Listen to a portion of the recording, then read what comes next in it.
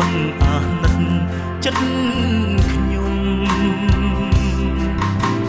ខំសន្សំក្តីស្នេហ៍ប្រែឲ្យទ្រូងងង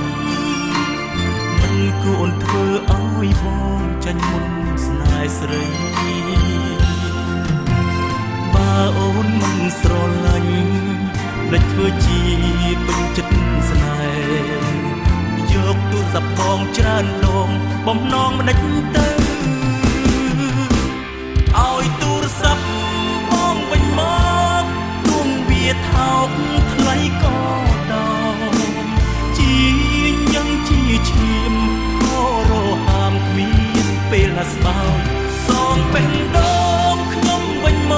កបើគុណលោកអូនមិនស្នេហ៍គុំយកបងជាល្បែងជាខែសំដែងឆាលខោនទៀតទៅមិនស្មានសោះថាអូនសាវ៉ាឬជាដល់ម្លឹងទើបតែដឹងប្រលឹងរេរាំដូចខ្លែងតាមខ្យល់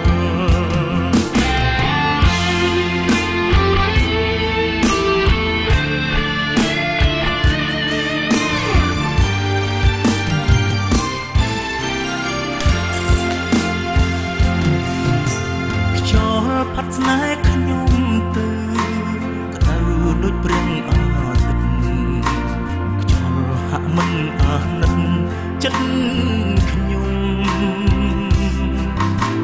ខំសន្សំក្តីស្នេហ៍ប្រែឲ្យទ្រូងងងមិនគួរធ្វើឲ្យបងចាញ់មុនស្នេហ៍ស្រីបើអូនមិនស្រឡាញ់លេចធ្វើជាពេញចិត្តស្នេហ៍យកទូរស័ព្ទបងច្រើនដងបំណងមិនដេចទៅឲ្យទូរស័ព្ទបងវិញម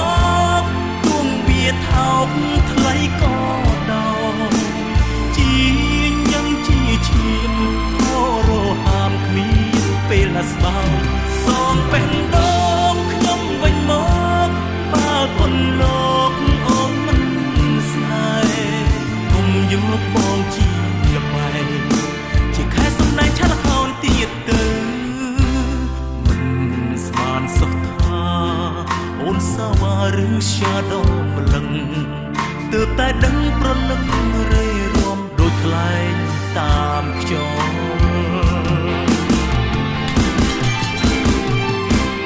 ឲ្យទូរស័ព្ទបងវិញមកទួងវាថោកថ្លៃក៏យ៉ាងជាឈាមក៏រហាមគ្មានពេលណាស្បើយសងពេញដងខ្ញុំវិញមកបើគុណលោកអូនមិនស្នេហ៍គុំយកបងជាល្បែងជាខែសំដែងឆាលខោនទៀតទៅមិនស្មានសោះថាអូនសាវ៉ាឬជាដល់ម្លឹងទើបតែដឹងប្រលឹងរេរាំដូចខ្លែងតាមខ្យល់